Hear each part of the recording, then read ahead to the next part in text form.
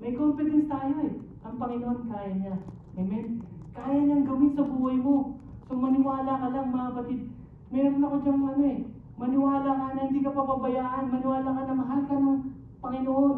Maniwala ka na hindi ka niya pabayaan, hindi ka niya iiwan. Maniwala ka na sobrang pagmamahal niya sa Panginoon. Minsan wala yung ganun concept natin na hindi tayo mahal ng Panginoon. Pinabayaan niya ako. Maniwala ka!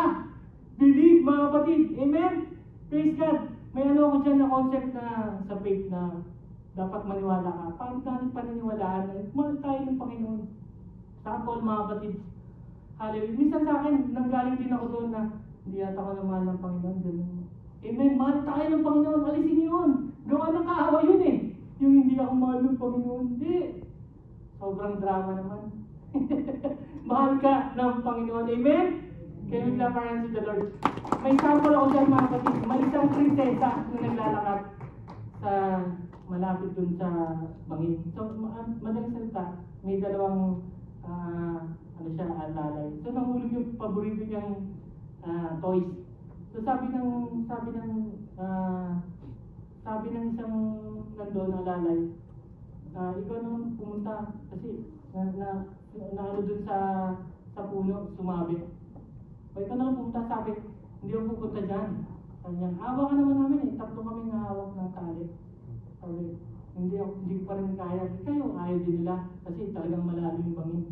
So, ang sabi ng isa, sige pa akong pupunta dyan, pero malapit na yung bahay nila. Tawagin yung tatay ko, nandyan. Siya yung nahawak ng tali sa dulo.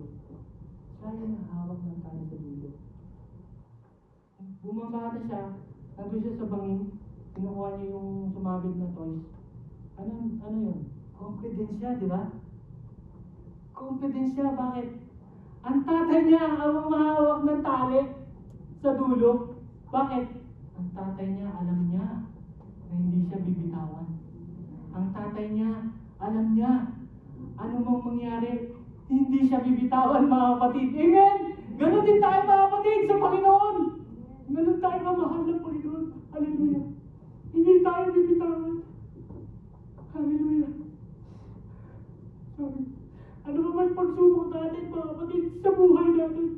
Ano ba yung pinagdadaanan natin? Hindi tayo bibitawan. Hindi tayo bibitawan ng Panginoon. Ano ba meron ka ngayon? Maliit man o mahirap mga kapatid. Pero tandaan nyo, mahal kayo ng Panginoon. Mahal kayo ng Panginoon. Hindi lang sa iniisip nyo kung gaano kayo kamahal. More than that mga kapatid. Higit pa sa iniisip nyo mga kapatid. Ganon tayo kamahal ng Panginoon. Amen? Hallelujah. Yan ay itan nyo sa isip nyo mga kapatid. Kasi nangyari sa akin mga kapatid. Maraming tayo na nangyari sa akin. Marami akong pagsubok na dumaan. Pero when naalala ko na mahal na ako ng Panginoon, I believe.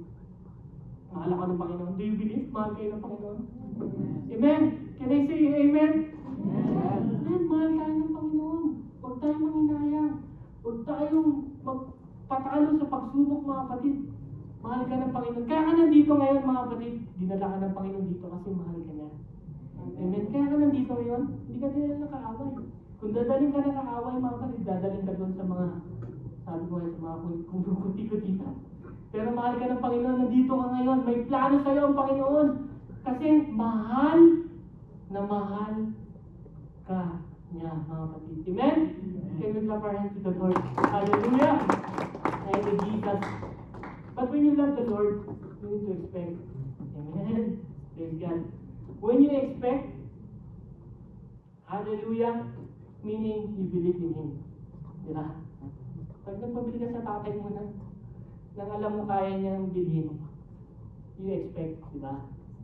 Nagpabili ka ng bike, gustong-gusto mo, na alam mo kaya niya, naniniwala ka na kaya niya, you expect. Amen?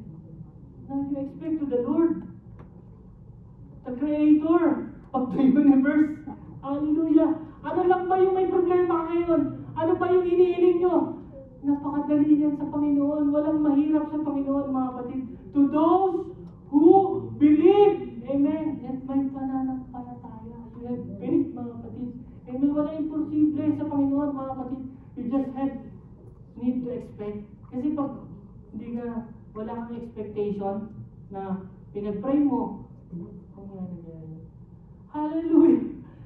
Don't do that, mga kapatid, when you pray. Hallelujah, amen? Don't do that. Expect what you need. Amen? What you ask, mga kapatid. Expect. Don't doubt, mga kapatid. Amen? When you pray, expect, mga kapatid. Expect, mga kapatid. Hallelujah. Sample, mga kapatid, yung si Abraham. Hahain mo sa akin si Isaac. Yun. Teka, isa-isang anak ko to, hahain ko sa'yo. Pero may promise. Yeah? May promise. He will be the father of all nations. Paano ko maging father of nation? Papatay natin tong anak ko. Amen. So yun, mga kapatid, may expect siya.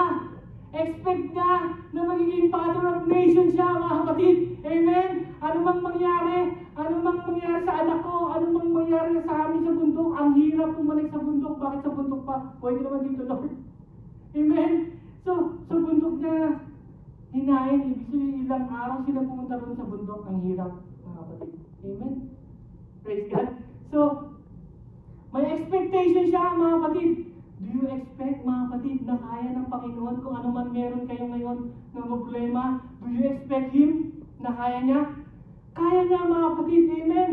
Like Abraham, alam niya na kaya niya, may expect siya, may expectation siya na maging father of all nations siya. Ano mang gusto ng Panginoon, ibibigay ko, mga kapatid, may hirap man to o hindi, mga kapatid.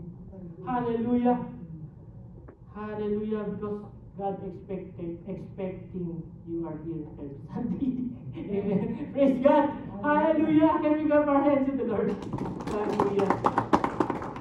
Kailangan lang ng Panginoon yan, mga kapatid, na meron tayong heart of service.